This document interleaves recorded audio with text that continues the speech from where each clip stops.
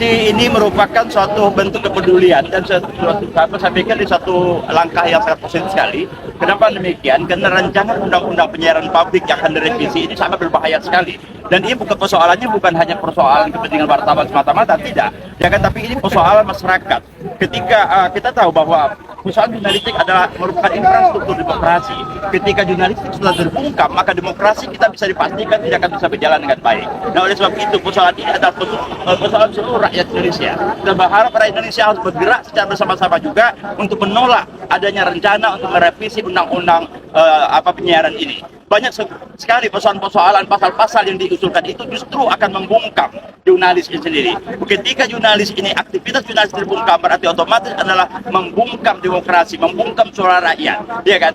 Pada saat sekarang ini, pada situasi yang sedemikian parahnya, ada bermacam-macam persoalan ketika jurnalis ini yang merupakan corong dari masyarakat Indonesia ini sudah terbungkam dengan baik, maka bisa dipastikan demokrasi kita akan mati, otomatis maka tidak akan lagi ada pengawasan terhadap penyelenggara negara Republik ini. Men tend to corrupt. Manusia cenderung untuk menyimpang.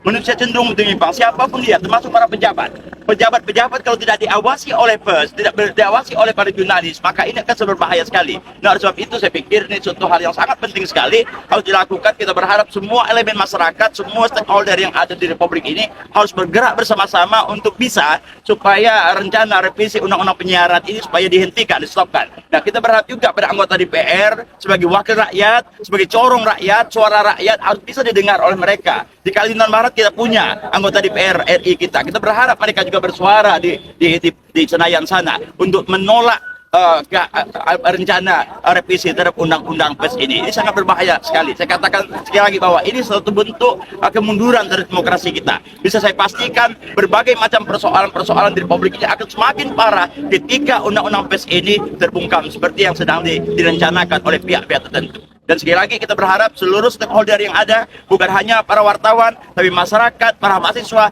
ayo bersama-sama bergerak untuk menolak adanya rencana revisi terhadap undang-undang pers ini.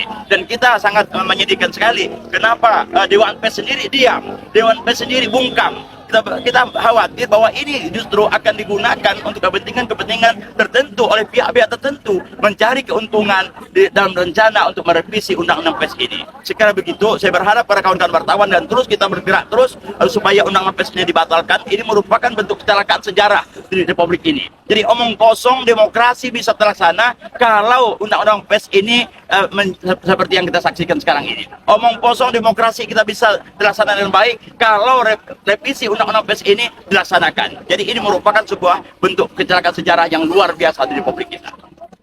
Dari Pontianak, Kalimantan Barat, Tim Liputan Wanyus TV melaporkan.